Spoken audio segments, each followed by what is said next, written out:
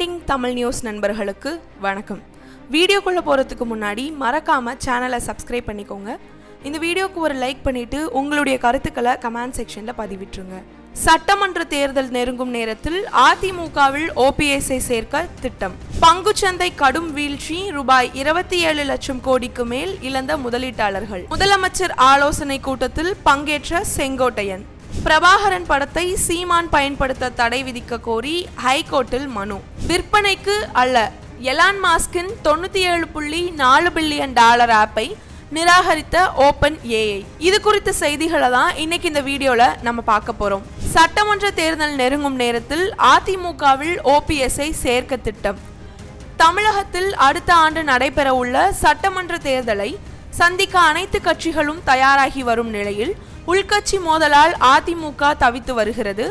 ஜெயலலிதாவின் மறைவிற்கு பிறகு அதிமுக ஒருங்கிணைப்பாளராக இருந்த ஓ பன்னீர்செல்வத்தை ஓரம் கட்டிவிட்டு கட்சியின் தலைமை பதவியை பிடித்த எடப்பாடி பழனிசாமிக்கு நெருக்கடி ஏற்படுத்தும் வகையில் அதிமுகவில் ஆளுக்கு ஆள் கருத்துக்களை கூறி வருகிறார்கள். அதிமுக மூத்த தலைவர்களில் ஒருவரான செங்கோட்டையன் கோவையில் எடப்பாடி பழனிசாமிக்கு நடைபெற்ற பாராட்டு விழாவை புறக்கணித்ததும் அடுத்தடுத்து அவர் தெரிவித்த கருத்துக்களும் சலசலப்பை ஏற்படுத்தியுள்ளன. செங்கோட்டையனின் கருத்துக்கு அதிமுகவிலிருந்து நீக்கப்பட்ட ஓ பன்னீர்செல்வம், டிடிவி தினகரன் ஆகியோர் ஆதரவு தெரிவித்திருப்பது கட்சிக்குள் புதிய பரபரப்பை ஏற்படுத்தி இருக்கிறது. இதனை மையமாக வைத்து செங்கோட்டையன் தலைமையில் புதிய அணி உருவாக வாய்ப்பிருப்பதாகவும் தகவல் வெளியாகி வருகின்றன. இந்த விவகாரம் தொடர்பாக கருத்து தெரிவித்துள்ள ஓ பன்னீர்செல்வம் எந்தவித நிபந்தனையும் இல்லாமல் அதிமுகவில் சேர தயாராக இருப்பதாகவும் மீண்டும் தெரிவித்துள்ளார். இதையடுத்து ஓபிஎஸ் ஆதரவாளர்களோடு அதிமுகவில் மீண்டும் சேர்வதற்கு வாய்ப்பிருப்பதாக புதிய தகவல்களும் வெளியாகி இருக்கின்றன. இது பற்றி கருத்து தெரிவித்துள்ள ராஜன் செல்லப்பா எம்எல்ஏ, இன்னும் 6 மாதம் பொறுமையோடு காத்திருந்தால் ஓ பன்னீர்செல்வம் மீண்டும் அதிமுகவில் சேர்த்து கொள்ளப்பட வாய்ப்பிருப்பதாகவும் தெரிவித்துள்ளார்.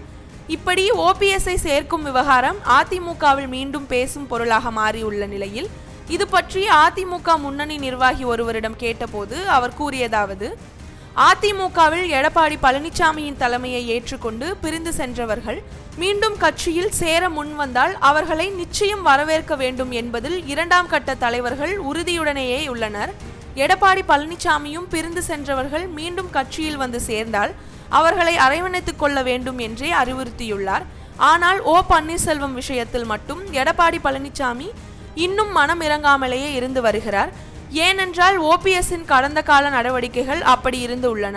அதிமுக அலுவலகம் சூறையாடப்பட்டது முதல் பாராளுமன்ற தேர்தலில் இரட்டை இலை சின்னத்தை எதிர்த்து போரிட்டது வரை எதை மறந்துவிட்டு ஓபிஎஸ்ஐ கட்சிக்குள் சேர்த்துக் கொள்வது என்பதை எடப்பாடி பழனிசாமியின் கேள்வியாக இருந்து வருகிறது.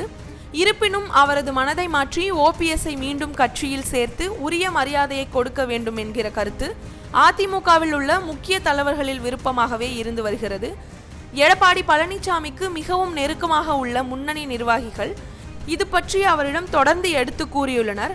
அதற்கு பதிலளித்த அவர், ஓபிஎஸ்ஐ சேர்ப்பது பற்றியெல்லாம் தேர்தல் நேரத்தில் பார்த்து கொள்ளலாம் என்று கூறி அந்த பேச்சை அப்படியே முடித்து கொண்டுள்ளார்.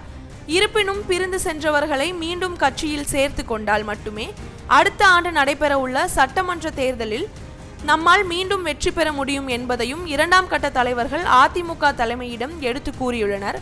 எனவே தேர்தலுக்கு சில மாதங்கள் இருக்கும்போது ஓபிஎஸ் உள்ளிட்ட பிரிந்து சென்றவர்கள் மீண்டும் கட்சியில் சேர்க்கப்பட வாய்ப்புள்ளது.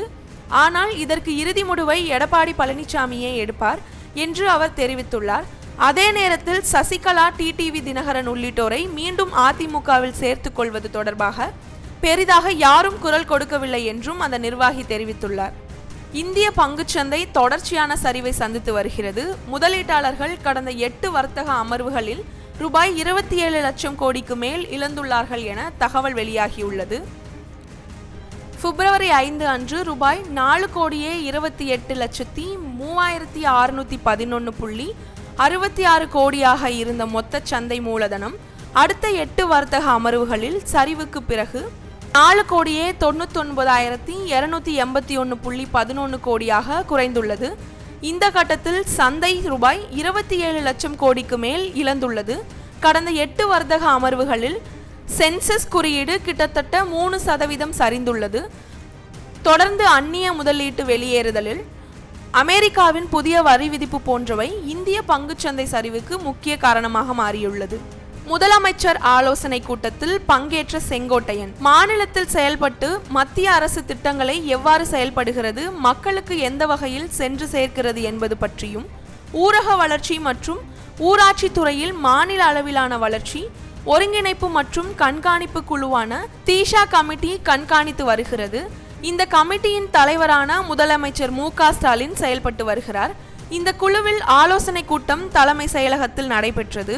அதில் திமுக, அதிமுக, விசிக, மதிமுக என பல்வேறு கட்சி பிரமுகர்களும் கலந்து கொண்டுள்ளனர்.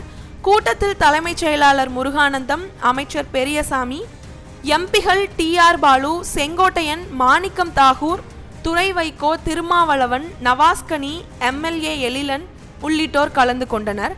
அந்த ஆலோசனை கூட்டத்தில் அதிமுக சார்பில் முன்னாள் அமைச்சர் செங்கோட்டையன் கலந்து கொண்டார். ஏற்கனவே அதிமுகவில் செங்கோட்டையன் பேச்சுகள், செயல்கள் அரசியல் களத்தில் பேசு பொருளாகி வரும் சூழலில் முதலமைச்சர் தலைமையிலான கூட்டத்தில் செங்கோட்டையன் பங்கேற்றது பேசு பொருளாக மாறியுள்ளது. தீஷா கமிட்டியின் உறுப்பினரான அதிமுக எம்பி தம்பிதுரை பங்கேற்காத நிலையில் செங்கோட்டையன் பங்கேற்றுள்ளார் என்பது குறிப்பிடத்தக்கது. பிரபாகரன் படத்தை சீமான் பயன்படுத்த தடை விதிக்க கோரி ஹைகோர்ட்டில் மனு. விடுதலை புலிகளின் தலைவர் பிரபாகரனுடன் சீமான் இருப்பது போன்ற புகைப்படத்தை எடிட் செய்ததே நான் தான் என்று இயக்குனர் சங்ககிரி ராஜ்குமார் கூறியது பெரும் பரபரப்பையும் அதிர்ச்சியையும் ஏற்படுத்தியது. இதனால் சீமானின் புகைப்படத்தை குறித்து ஆதாரத்தை வெளியிட வேண்டும் என பல தரப்பினர் கூறி வந்தனர். இதனிடையே 15 ஆண்டுகளுக்கு முன்பு வெளியான புகைப்படம் அது. 15 ஆண்டுகளாக என்ன செய்து கொண்டிருந்தார்கள்? பிரபாகரனுடன் நான் எடுத்த புகைப்படம் போலி என்கிறார்கள். அதற்கான ஆதாரத்தை வெளியிடுங்கள். பிரபாகரனை சந்தித்தது குறித்து நான் யாருக்கும் நிரூபிக்க வேண்டியிருக்கு, எனக்கு அவசியமில்லை என சீமான் கூறியிருந்தார். இந்த நிலையில் விடுதலை புலிகளின் தலைவர் பிரபாகரன் படத்தை நாம் தமிழர் கட்சி ஒருங்கிணைப்பாளர் சீமான் பயன்படுத்த தடை விதிக்க கோரி சென்னை உயர்நீதிமன்றத்தில் மனு தாக்கல் செய்யப்பட்டுள்ளது. மனுவில் பிரபாகரன் படத்தை அரசியல் ஆதாயத்திற்காக சீமான் பயன்படுத்தி வருகிறார் என்றும், பிரபாகரன் படத்தை சீமான் பயன்படுத்த தடை விதிக்க கோரியும் வழக்கறிஞர் சார்லஸ் அலெக்சாண்டர் தெரிவித்துள்ளார். விற்பனைக்கு அல்ல, எலான் மாஸ்கின் $97.4 பில்லியன் ஆப்பை நிராகரித்த ஓப்பன் ஏஐ. கடந்த 2022ஆம் ஆண்டு பிரபல சமூக ஊடகமான ட்விட்டரை விலைக்கு வாங்கி அதை எக்ஸ் என பெயர் மாற்றி மாஸ்க் நடத்தி கொண்டிருக்கிறார். இந்த நிலையில் வளர்ந்து வரும் செயற்கை தொழில்நுட்ப துறையில் கொலாட்சி வரும் ஓப்பன் ஏஐ நிறுவனத்தின் மீது எலான் மஸ்கின் கண்கள் விழுந்துள்ளது. ChatGPT உள்ளிட்ட ஏஐ சேவைகளை இந்த நிறுவனம் வழங்கி வருகிறது.